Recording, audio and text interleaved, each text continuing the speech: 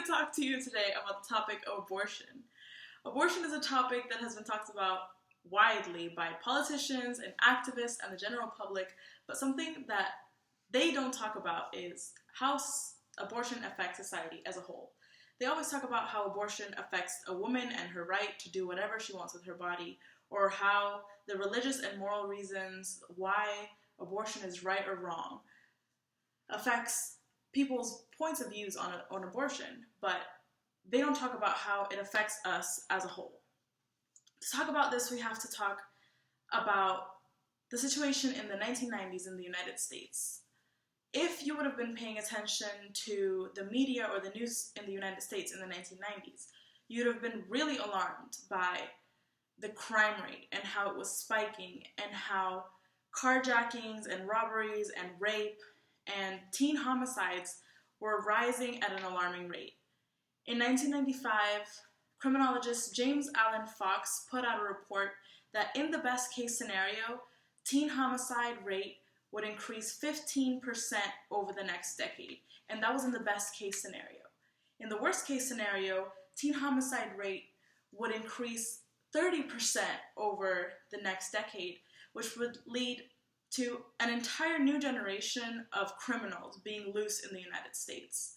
Even President Bill Clinton started talking about how in the future, the president who would have to deal with this would have to focus less on how America could get better and more about how they would work to contain these teen criminals. Then, around the 2000s, when crime rate was expected to keep rising, the crime rate dropped. It just dropped.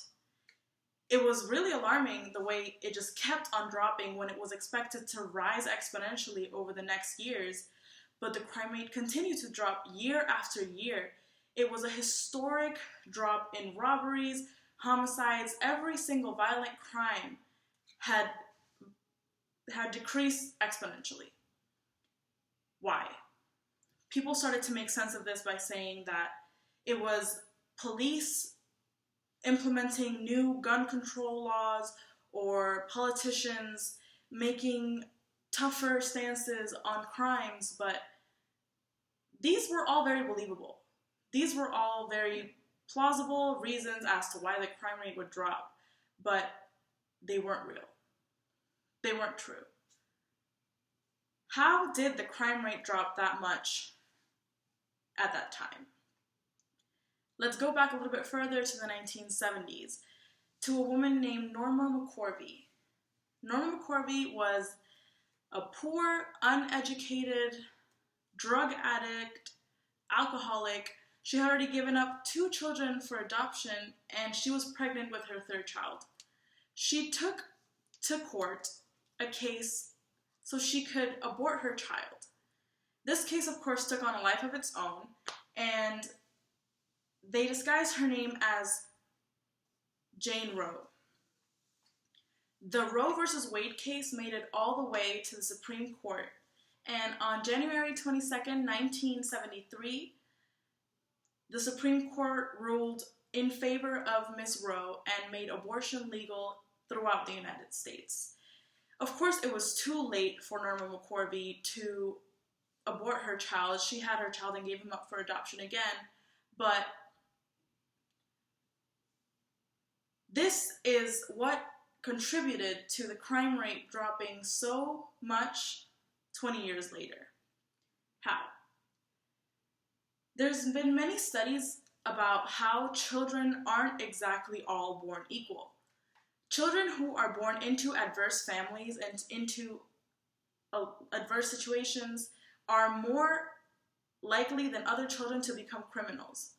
These are the children that would be born into families of teen mothers, of drug addicts, of poor families, of families that aren't ready to take in children. These are the families that decided to abort their pregnancies after the Roe versus Wade case was passed. 20 years later, when these children would have been of prime crime age, they weren't there to commit those crimes because they were never born. So when people talk about the topic of abortion as something that only affects an individual, as the woman's right to choose to reproduce or not, or the religious or moral reasons as to why abortion is wrong, we aren't really addressing the fact that abortion could, in fact, help better society. When women that are in adverse situations like being drug addicts or being teen mothers that aren't ready to take on a pregnancy, and they choose to not have their child, they are choosing to save that child a life of adversity and to save that child from growing up to be potentially harmful to himself and to the entire society. In conclusion, when talking about the topic of abortion and when thinking about its pros and cons, it's important to understand that abortion isn't only something that affects one or two people or one or two individuals. It's something that even generations later could affect an entire society. Thank you very much.